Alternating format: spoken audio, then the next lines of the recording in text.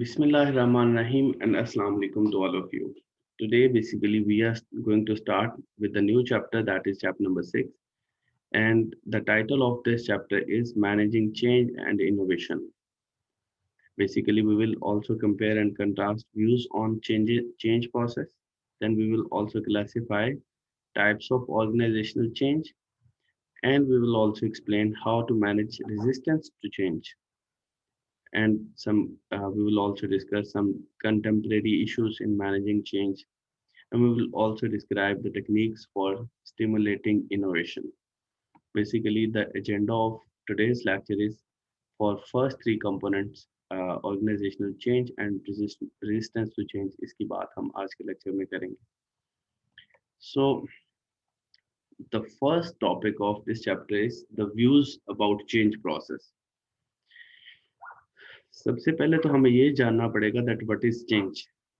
Change को हम आगे जाके डिफाइन भी करेंगे, लेकिन क्या होता है कि एक स्टेट ऑफ माइंड से एक स्टेट ऑफ पोजीशन से किसी दूसरी स्टेट ऑफ पोजीशन के अंदर कन्वर्ट करना, दैट इज बेसिकली चेंज. और चेंज के बिना कुछ भी पॉसिबल नहीं है. आपकी चाहे वो ऑर्गेनाइजेशन है, चाहे एक ह्यूमन बीइंग है, आपको चेंज जो है वो रिक्वायर्ड होती है. इवन आपकी डेली रूटीन लाइफ के अंदर अगर फूड के अंदर भी आपको चेंज नहीं मिले तो आप ऑब्वियसली बोर हो जाते हैं, आप जो हो इतने प्रोडक्टिव नहीं रहते. आपको हर चीज के अंदर, आपके क्लॉथ्स के अंदर, आपके फूड के अंदर, आपकी डेली लाइफ के अंदर आपको जो है वो चेंज रिक्वायर्ड होती है. So specifically for the management point of view, क्योंकि we are discussing principles of management, तो obviously for the management point of view it is very much important कि जो वो चेंज बहुत जरूरी है. आप ये देखिएगा कि हमने कहा कि changes basically the conversion from one state of mind और one position to another position.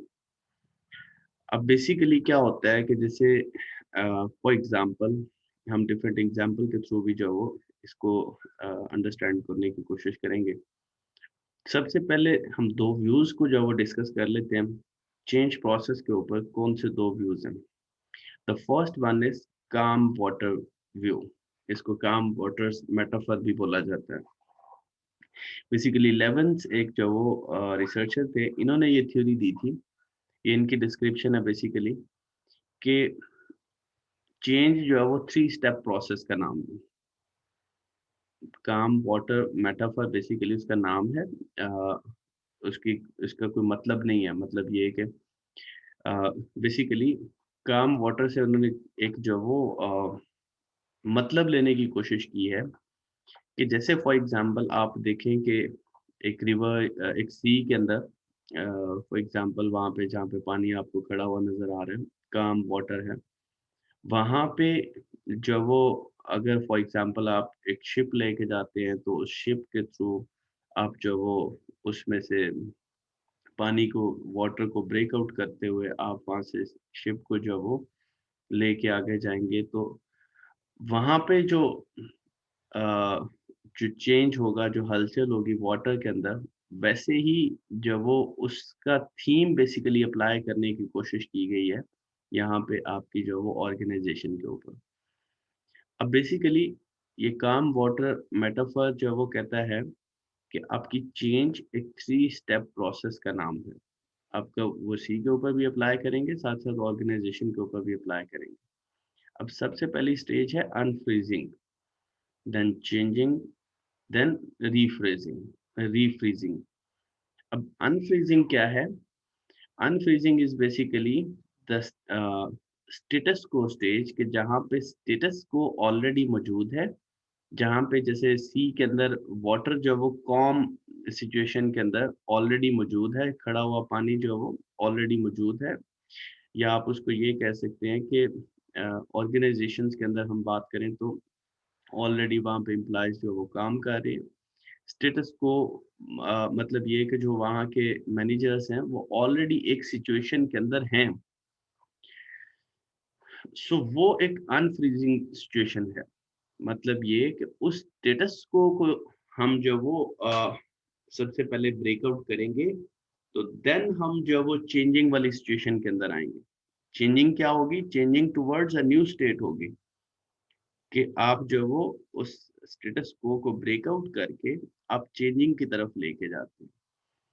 और चेंजिंग का फिर अल्टीमेटली रिजल्ट क्या होगा? That should be refreezing to make the change permanent. कि आपको obviously for the sake of constant change आपको जो है वो रीफ्रीजिंग करना पड़ेगी, मींस कि आपको उस चेंज को परमानेंटली अप्लाई करना पड़ेगा for the sake of sustainability, जो हमने लास्ट चैप्टर के अंदर भी कॉन्सेप्ट पढ़ा था सस्टेनेबिलिटी का। So there are basically three stages in the change according to the calm waters metaphor या calm water views। ये लेवेंस ने थ्योरी दी थी, unfreezing, change and then refreezing. Unfreezing means कि आपकी जो स्टेटस को सिचुएशन है, जो आपकी कॉम सिचुएशन है, मीन्स जो ऑलरेडी एग्जिस्टिंग सिचुएशन है, उससे ब्रेकआउट करना, that is unfreezing. And then to apply change towards the new state, जिसकी तरफ आप लेके जाना चाह रहे हैं, देन आप जो वो रीफ्रीज करते हैं। रीफ्रीज का मतलब, refreezing means to apply the change for permanent time. आप जो वो उसको कांस्टेंट लेके चलने के लिए, कंसिस्टेंटली जो वो चलाने के लिए आप उसको फिर रीफ्रीज करेंगे। सो अनफ्रीजिंग, चेंजिंग एंड देन रीफ्रीजिंग, ये काम वाटर व्यू मीन्स लेवेंस की थ्योरी है। इसके साथ साथ एक और जो वो थ्योरी या एक और व्यू एग्जिस्ट करता है, that is white water rapid metaphor. The lack of environmental stability and predictability requires that managers and organizations continuously adopt to survive। यहाँ पे क्या है कि आप ऑलरेडी जो आपकी और अब वाइट वाटर बेसिकली कहाँ पे होता है, आप ये देखिएगा। जैसे फॉर एग्जांपल आप किसी बैराज के ऊपर हैं या किसी रिवर के ऊपर है, तो जहाँ पे पानी स्पीड के साथ गिर रहा होता है, या जहाँ पे जो वो आपके ये बैराज बने होते हैं, वहां पे जो वो आपको पानी जो वो बिल्कुल क्रिस्टल कलर के अंदर, व्हाइट कलर के अंदर जो वो नजर आएगा। सो अब इसकी एग्जांपल यहाँ पे ऑर्गेनाइजेशन के साथ क्यों दी गई है? बेसिकली जो वाइट वाटर रैपिड मेटाफर है, ये इन्वायरमेंटल स्टेबिलिटी और predictability requires that managers and organizational continuously adopt to survive। ये continuously जो वो adopt कर रहे हैं चेंज को और survive कर रहे हैं, यानी with the passage of time जब जरूरत हुई तब जो है वो उन्होंने ultimately जो है वो उसको चेंज करना है, और with the passage of time वो चेंज करते जा रहे हैं।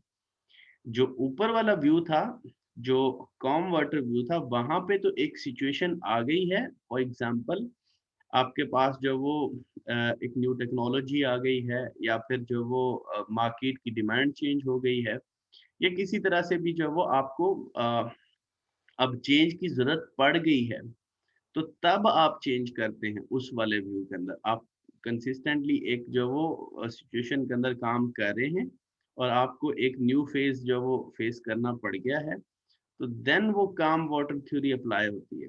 लेकिन वाइट वाटर रैपिड मेटाफर क्या कहता है? बेसिकली कि जब आप एक कांस्टेंट चेंज ऑलरेडी अडॉप्ट कर रहे हैं, जब आप जो वो विदाउट एनी रीजन, जब साथ साथ अपने आप को इम्प्रूव करते जा रहे हैं, अपनी रिसर्च एंड डेवलपमेंट आप साथ साथ कॉन्टिन्यूसली करी जा रहे हैं, आप जो वो उसको इम्प्रूव, आप देखिएगा जैसे for example mobile phone companies हैं, तो with the passage of time आपको आप देखिएगा कि वो new new version, new new cameras, new new technologies mobile phone के अंदर खुद ही जो वो उसको इनोवेट करते जा रहे हैं, खुद ही उसको जो वो चेंज करते जा रहे हैं। अगर वो उसको चेंज नहीं करते, तो क्या होना था फिर? वो अचानक से एक सिचुएशन आ जाती है, फिर जब जो वो प्रॉब्लम के अंदर बंदा फंस सकता है। जैसे फॉर एग्जांपल नोकिया की एग्जांपल मैं यहाँ पे दूंगा। आपने देखा होगा कि नोकिया ने चेंज को अडॉप्ट नहीं किया, क्योंकि उन्होंने जो वो कस्टमर फ्रेंडली चेंज को जो है वो लेके नहीं आए, जिस वजह से क्या हुआ, आपने देखा कि सैमसंग, हवावे और इस तरह की कंपनीज ने जब एंड्रॉयड लॉन्च किया, तो नोकिया ने उस वक्त एंड्रॉयड लॉन्च नहीं किया। Nokia was comfortable with its own software, और इसके साथ साथ वो माइक्रोसॉफ्ट के साथ जाना चाह रहा था, वो एक दूसरी जो है वो साइड ले रहा था। तो जिस वजह से क्या हुआ कि उन्होंने खुद से जो है वो रिसर्च एंड डेवलपमेंट करके मार्केट की डिमांड्स को नहीं देखा, मार्केट की जो है वो कस्टमर की डिमांड्स को नहीं देखा, कस्टमर की नीड्स को अंडरस्टैंड नहीं किया, जिस वजह से देखा आपने कि मार्केट के अंदर से नोकिया जो है वो आउट हो गया। At some time Nokia was a market leader. So white water rapid metaphor वो वाली फेज है या वो वाली चेंज है बेसिकली, जो कॉन्टिन्यूसली मैनेजर्स अकॉर्डिंगली एक्टिवली खुद से जो वो चेंज को जो वो मैनेज कर रहे होते हैं। और कॉम वाटर मेटाफर के अंदर एक सिचुएशन आ गई है, फिर उस सिचुएशन के अंदर आप जो वो उसको इक्विलिब्रियम स्टेट के अंदर लाने के लिए आप क्या करते हैं, अनफ्रीजिंग, चेंजिंग और रीफ्रीजिंग वाली सिचुएशन या इस प्रोसेस में से गुजर के आप जो वो चेंज को जो वो लेके आते हैं। So these were basically two basic views about change. Then जो वो कुछ फैक्टर्स की बात करते हैं कि जो बेसिकली कॉज बनते हैं टुवर्ड्स द चेंज। दो तरह के फैक्टर्स होते हैं, one are basically external factors and one are basically internal factors. अब ये जो एक्सटर्नल फैक्टर्स हैं, ये वो वाले फैक्टर्स हैं जो ऑर्गेनाइजेशन के कंट्रोल में नहीं है। ये outside the organization externally effect कर रहे होते हैं। जैसे फॉर एग्जांपल सबसे पहला जी, changing consumer needs and wants. जैसे अभी अभी हम नोकिया की एग्जांपल ले रहे थे, तो वो एक्सटर्नल फैक्टर था, वो एक्सटर्नल फैक्टर उस चेंज की कॉज बना। इसी तरह से न्यू गवर्नमेंट लॉज, कोई टैक्सेस अप्लाई हो जाते हैं, कोई रूल्स जो वो चेंज हो जाते हैं, इंपोर्ट एक्सपोर्ट की पॉलिसी चेंज हो जाती है, तो देन गवर्नमेंट लॉज जो वो एक फैक्टर बन सकते हैं। देन इसी तरह से चेंज इन टेक्नोलॉजी, आपकी टेक्नोलॉजी जो वो इम्प्रूव कर जाती है, और with the passage of time आप देख रहे हैं कि ये हो रही है। और इसी तरह इकोनॉमिक चेंजेस आ जाती हैं ओवरऑल वर्ल्ड वाइड, या फिर आपकी कंट्री के अंदर इकोनॉमिक चेंजेस आती हैं। जैसे फॉर एग्जांपल अभी कोविड के अंदर इकोनॉमिक चेंजेस आई हैं, डिफरेंट कंट्रीज ने इसको जो वो फेस किया है। So these are sir some external reasons for change, के जो चेंज की रीजन बनती हैं, या आप इनको ये कह सकते हैं these are external forces for change. इसी तरह से कुछ इंटरनल फोर्सेस भी होती हैं, जैसे for example new organisational strategy. आपकी कोई न्यू ऑर्गेनाइजेशन की स्ट्रेटजी आपने बनाई है, तो वो एक चेंज हो सकता है। फिर इसी तरह से change in composition of work force, के आप जो वो उनकी हायरार्की बदल देते हैं, आप उनकी जो वो मैनेजमेंट बदल देते हैं। सो ये क्या होगा कि change in composition of work force, कि आप जो अपने एम्प्लॉयज हैं उनकी कंपोजिशन को जो वो रिस्ट्रक्चर कर रहे हैं। सो ये भी एक चेंज की कॉज हो सकती है। देन न्यू इक्विपमेंट्स आ जाते हैं, आपकी न्यू टूल्स या टेक्नोलॉजी आ जाती है। तो ये जो वो इंटरनल एक जो वो रीज़न हो सकती है। देन चेंजिंग एम्प्लॉय एटीट्यूड, कि आप ओवरऑल ऑर्गेनाइजेशनल बिहेवियर को जो वो डेवलप कर लेते हैं, या एटीट्यूड्स को जो वो चेंज करते हैं, तो then it may also cause the change.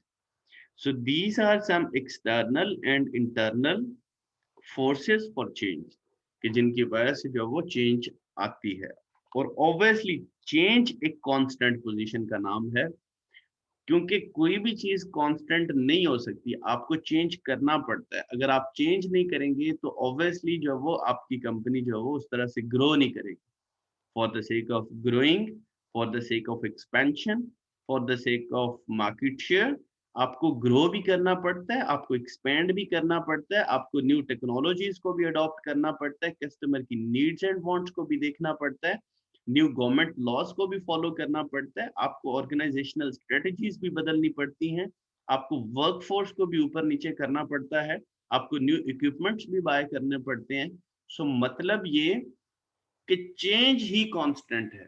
Basically change एक परमानेंट पोजीशन है, कि चेंज होगी तो ऑर्गेनाइजेशन आगे डेवलप करेगी। विदाउट चेंज ऑर्गेनाइजेशन ग्रो नहीं कर सकती, क्योंकि चेंज के पीछे रिसर्च एंड डेवलपमेंट है। अगर रिसर्च एंड डेवलपमेंट नहीं होगी तो आपकी ऑर्गेनाइजेशन ग्रो नहीं कर सकती।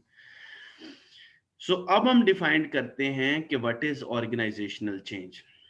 Basically any alteration in the people, in structure or technology of an organization, that is basically organizational change.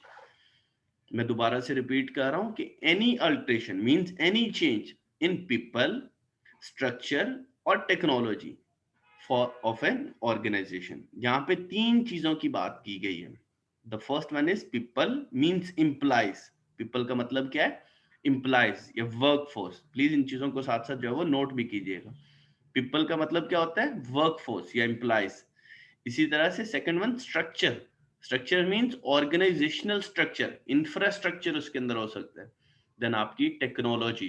Technology का मतलब आपके टूल्स एंड इक्विपमेंट्स, आपकी कंप्यूटराइजेशन, आपकी डिजिटलाइजेशन, ये है आपकी टेक्नोलॉजी। सो इन तीनों में से किसी के अंदर भी आप थोड़ा सा भी चेंज लेके आते हैं तो it means you have gone through from the organisational change. आप ऑर्गेनाइजेशन के अंदर चेंज लेके आ रहे हैं। देन हम चेंज एजेंट्स की बात करेंगे। चेंज एजेंट्स कौन है? Basically the person who acts as a catalyst. Means catalyst का मतलब क्या होता है कि as a member of change, या आप ये कह लें as a representative of change. So the person who act as a catalyst and assume the responsibility for managing the change process. So वो लोग जो ये काम कर रहे हैं या उसकी रिस्पॉन्सिबिलिटी को ओन कर रहे हैं for managing the change process, उनको चेंज एजेंट्स बोला जाता है। अब यहाँ पे आपका क्वेश्चन ये होगा कि are managers are only change agents? No, सिर्फ मैनेजर्स नहीं है। Yes, managers are change agents, but उसके अलावा भी कुछ हो सकते हैं। आगे जाके हम बात करेंगे, कुछ कंसल्टेंट्स होते हैं, कुछ एक्सपर्ट्स होते हैं, वो भी चेंज एजेंट्स हो सकते हैं। मतलब जो भी चेंज लेके आ रहा है, जो भी उसके पीछे है, जो भी उसको उसका रोल प्ले कर रहा है, that is basically change agent in the organization. So अभी जैसे हम बात कर रहे थे टाइप्स ऑफ चेंज एजेंट्स के अंदर तीन लोग आते हैं। सबसे पहले पहले आ जाते हैं मैनेजर्स, मींस आपके इंटरनल एंटरप्रेन्योर्स। एंटरप्रेन्योर किसको बोलते हैं? The person who is coming up with new idea, जो न्यू आइडिया को लेके आ रहा है, जो न्यू इनोवेशंस को लेके आ रहा है, जो उस चेंज को पीछे जो वो रोल प्ले कर रहा है। सो इंटरनल एंटरप्रेन्योर्स का मतलब क्या है कि एम्प्लॉइज और मैनेजर्स फ्रॉम दी कंपनी। आपकी कंपनी में से ही मैनेजर्स हैं वो, जो आपको आपको आइडियाज दे रहे हैं, जो न्यू चेंज को जो है वो लेके आ रहे हैं, या उसका जो वो कॉज बन रहे हैं। So the first change agents are basically managers. Then आ जाते हैं नॉन मैनेजर्स। नॉन मैनेजर्स कौन लोग हैं? Basically these are also the employees of company, but these are not managers, these are change specialist. आप ये कह लें, जैसे फॉर एग्जांपल आईटी एक्सपर्ट्स हो गए, जैसे आपके जो वो सॉफ्टवेयर एक्सपर्ट्स हो गए, यानी कोई ऐसा स्पेशलिस्ट है जो आपके ऑर्गेनाइजेशन के अंदर ही है लेकिन नॉन मैनेजरियल पोजीशन के ऊपर है, लेकिन इसके बावजूद वो चेंज की रीजन बन रहा है। सो वो भी चेंज एजेंट हो सकता है। And the third one is outside consultant. क्या आप बाज दफा चेंज को इम्प्लीमेंट करने के लिए आप क्या करते हैं? आप बाहर से एक्सटर्नल जो वो पार्टीज को या कंसल्टेंट्स को हायर कर लेते हैं उस चेंज को इम्प्लीमेंट करने के लिए। जैसे फॉर एग्जांपल आप कहते हैं कि जी हम अपनी ऑर्गेनाइजेशन के अंदर जो वो सोलर सिस्टम इंस्टॉल करवाना चाहते हैं पूरी ऑर्गेनाइजेशन के अंदर। अब ऑब्वियसली आप किसी कंसल्टेंट को हायर करेंगे या किसी कंपनी को उसका जो वो बिड देंगे, उसको उससे काम करवाएंगे आप किसी कंपनी से, कि जो एक्सटर्नली आएगी और आपके जो वो उसको जो वो एनर्जी को शिफ्ट करके जाएगी ऑन द सोलर। अब वो भी एक चेंज ही है। सो वो आउटसाइड कंसल्टेंट भी हो सकते हैं। So managers, non managers and outside consultant, these are some change agents. वो जो हम बात कर रहे थे काम वाटर थ्योरी की, जो सबसे पहली वाली स्लाइड के अंदर हमने पढ़ा, काम वाटर्स मेटाफर, अनफ्रीजिंग, चेंजिंग और रीफ्रीजिंग सिचुएशंस, उसको इस पिक्चर के अंदर भी दिखा जा सकता है कि सबसे पहले अनफ्रीजिंग जो पिरामिड आपको नजर आ रही है, इट मींस कि all the things are constant. सारे जो है वो बड़े कंफर्ट जोन के अंदर काम कर रहे हैं, एक ही सिचुएशन के अंदर जो है वो चीजें चल रही हैं। लेकिन जब चेंज अप्लाई होता है तो आप देखिएगा कि वही पिरामिड जो है वो अपनी शेप चेंज करना स्टार्ट हो गई है। ठीक है, वो थोड़ा जो वो राउंड शेप के अंदर आना शुरू हो गई है। तो जब चेंज अप्लाई हुई तो फिर जब परमानेंट तौर पे उसको अप्लाई कर देंगे तो उस वाली सिचुएशन को हम रीफ्रेजिंग जो वो बोलेंगे। सो अनफ्रीजिंग पहले वाली कांस्टेंट या स्टेटस को पोजीशन है, चेंजिंग मीन्स व्हेन जहां पे आप लेके जाना चाह रहे हैं उसकी तरफ आप जो वो एक रास्ता बना रहे हैं, एक वे आउट बना रहे हैं। और refreezing means to permanently applying the change, कि आप उसको परमानेंटली अप्लाई कर देंगे, अब वो एक कांस्टेंट सिचुएशन बन जाएगी, अब वो एक न्यू सिचुएशन बन जाएगी। रीफ्रेजिंग के अंदर आप देखिएगा वो सर्कल से मतलब क्या है कि आपकी अब वो चेंज अप्लाई हो चुकी है। अब आपकी जो है वो जो आप स्टेट ऑफ माइंड चेंज करना चाहते थे या स्टेट ऑफ पोजीशन चेंज करना चाहते थे वो आपने चेंज कर लिया और परमानेंटली अप्लाई कर दिया। So these are basically 3 steps in change process: unfreezing, changing and then rephrasing. हमने कुछ टाइप्स ऑफ चेंज की बात करनी है इसी लेक्चर के अंदर, क्योंकि आपकी डेफिनेशन के अंदर हमने अभी पढ़ा ऑर्गेनाइजेशनल चेंज के अंदर any alteration in the people, in structure, in technology of an organization. So इसी बेस पे आपकी there are basically 3 types of changes. ये कौन कौन सी हैं? Structure, technology and people. कि आपका चेंज जो वो स्ट्रक्चर के अंदर आ सकता है, आपकी जो वो टेक्नोलॉजी के अंदर आ सकता है, आपके पीपल्स के अंदर यानी लोगों के अंदर आ सकता है। इसी तरह सबसे पहले स्ट्रक्चर को देखते हैं। Structure means changing an organisation structures, components और इट्स स्ट्रक्चरल डिजाइन। आपका ये स्ट्रक्चर जो है वो ऑर्गेनाइजेशंस की हायरार्की हो सकती है। सबसे पहला स्ट्रक्चर जो बेसिकली आपकी ऑर्गेनाइजेशन की एक हायरार्की होती है, उस हायरार्की के अंदर चेंज को भी आप स्ट्रक्चरल चेंज बोलेंगे। दूसरा, अगर आप जो वो इंफ्रास्ट्रक्चरल चेंज लेके आते हैं, आप ओवरऑल डिजाइन को चेंज करते हैं, स्ट्रक्चरल डिजाइन को चेंज करते हैं, तो देन भी ये स्ट्रक्चरल चेंज ही होगा। जैसे फॉर एग्जांपल हम कहते हैं कि हम जो वो अपनी कुछ पोजीशंस या कुछ न्यू पोजीशंस जो वो इंट्रोड्यूस करवाते हैं अपनी ऑर्गेनाइजेशन के अंदर, तो ये क्या होगा? स्ट्रक्चरल चेंज होगा। या फिर कुछ न्यू जो वो आप इंफ्रास्ट्रक्चर बिल्ड करते हैं या आप जो वो स्ट्रक्चरल डिजाइन चेंज करते हैं, तो ये सारा के सारा स्ट्रक्चरल चेंज होगा कि आपकी ओवरऑल आपने क्या किया? स्ट्रक्चरल चेंज जो वो अप्लाई किया अपनी ऑर्गेनाइजेशन के अंदर। देन इसी तरह से second one is technology. Technology क्या है? अडॉप्टिंग न्यू इक्विपमेंट्स, टूल्स और operating methods that display old skills and require new ones. Displace, sorry. So ये क्या है कि आपकी जो वो ओल्ड टेक्नोलॉजी को रिप्लेस करके या डिस्प्लेस करके आप न्यू वाली को लेके आते हैं, जैसे न्यू इक्विपमेंट्स हैं, टूल्स हैं, ऑपरेटिंग मेथड्स हैं, जिनसे आप जो वो मैन्युफैक्चरिंग कर रहे हैं या फिर आप अपने प्रोसेसिंग जो वो कर रहे हैं।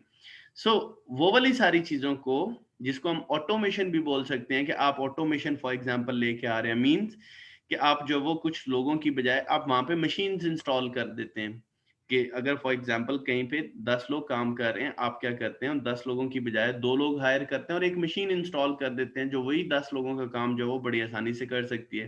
सो आपने क्या किया? टेक्नोलॉजिकल चेंज किया, आप ऑटोमेशन लेके आए। इसी तरह से आपका जैसे जो वो पहले एनालॉग सिस्टम होते थे, या आप ये कह लें कि कंपनीज के अंदर जो वो ये मैनुअल रिकॉर्डिंग होती थी, अब जो वो कंप्यूटराइजेशन हो गई है। अब जो वो हर जगह पे कंप्यूटराइजेशन आ रही है। जब इस तरह की कंप्यूटर चेंज लेके आप आएंगे तो then it would also be a technological change.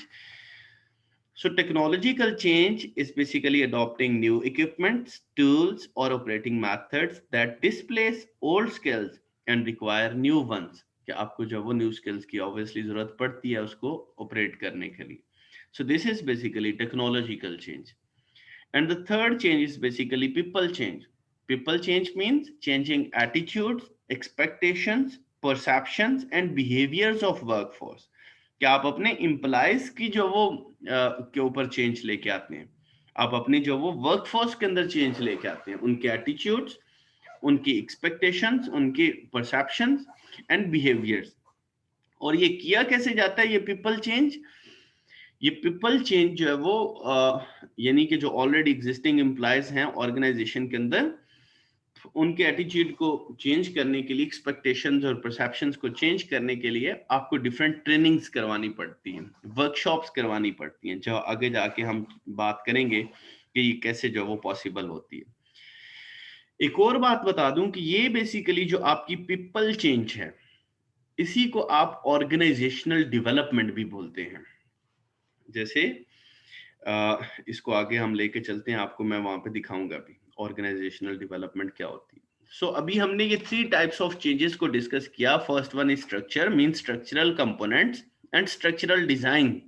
इनको हम जब चेंज करते हैं तो हम जब वो स्ट्रक्चरल चेंज की बात कर रहे हैं। देन इसी तरह टेक्नोलॉजिकल चेंजेस की हमने बात की, और इसके अंदर फिर वर्क प्रोसेसेस आ जाते हैं, मेथड्स आ जाते हैं, और इक्विपमेंट्स एंड टूल्स आ जाते हैं।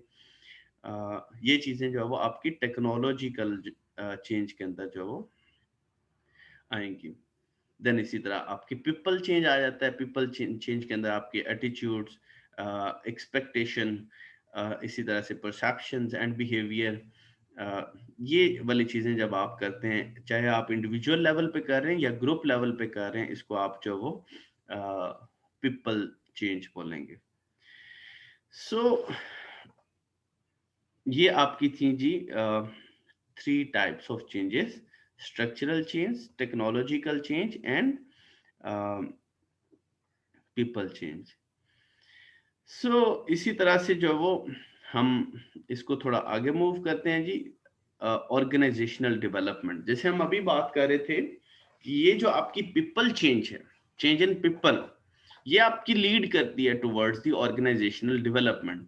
सो ऑर्गेनाइजेशनल डेवलपमेंट को देखते हैं जी, टेक्निक्स और programmes to change people and the nature and the quality of interpersonal work relationship. ठीक है जी, आपकी जो वो लोगों के अंदर जो चेंज है, जो nature and quality of interpersonal work relationships हैं, इसके ऊपर जब आप काम करेंगे तो then it may become organisational development. जो ग्लोबल डेवलपमेंट है, ये ग्लोबल ऑर्गेनाइजेशनल डेवलपमेंट ओडी, ये basically country to country vary करेगी। जैसे फॉर एग्जांपल कुछ टेक्निक्स जो यूएस के अंदर वर्क कर रही हैं, वो शायद जो वो पाकिस्तान के अंदर ना वर्क कर रही हूँ, जो पाकिस्तान के अंदर वर्क कर रही हैं वो शायद चाइना के अंदर ना जो वो अप्लाई हो सकती हूँ। सो ये कंट्री टू कंट्री वेरी करती हैं। सो ऑर्गेनाइजेशनल डेवलपमेंट ओवरऑल है क्या? बेसिकली दीज आर टेक्निक्स और प्रोग्राम्स टू चेंज पीपल, और पीपल के अंदर क्या? Nature and quality of work. ठीक है, work force relationships, then interpersonal relationships, interpersonal communications, इस चीज के ऊपर जब आप काम करते हैं तो उसको ऑर्गेनाइजेशनल डेवलपमेंट बोला जाएगा। देन आ जाता है जी आपकी कुछ टेक्निक्स के बारे में, जो सम पॉपुलर टेक्निक्स हैं जिनके थ्रू हम ऑर्गेनाइजेशनल डेवलपमेंट कर सकते हैं। ये मेरे ख्याल से हम जो आपकी ऑर्गेनाइजेशनल टेक्निक्स हैं, इनको हम जो वो नेक्स्ट लेक्चर में डिस्कस कर लेंगे, क्योंकि इसके ऊपर थोड़ा टाइम लगेगा कि ये कौन कौन सी जो वो टेक्निक्स हैं। जैसे फॉर एग्जांपल आप सेंसिटिविटी ट्रेनिंग के थ्रू जो वो ऑडी कर सकते हैं, मींस ऑर्गेनाइजेशनल डेवलपमेंट कर सकते हैं। इसी तरह से टीम बिल्डिंग है, इंटर ग्रुप डेवलपमेंट है, प्रोसेस कंसल्टेशन है, सर्वे फीडबैक है, और डिफरेंट जो वो प्रैक्टिसेस हो सकती हैं। और फिर इसके बाद हम एंड पे बात करेंगे कि कौन सी टेक्निक कहाँ पे यूज होनी है, मतलब जब रेजिस्टेंस आएगी तो आप जो वो कहाँ पे उसको जो वो उस चेंज को जो वो कैसे अप्लाई करेंगे, इस चीज के ऊपर भी हम बात करेंगे। So thank you so much ji.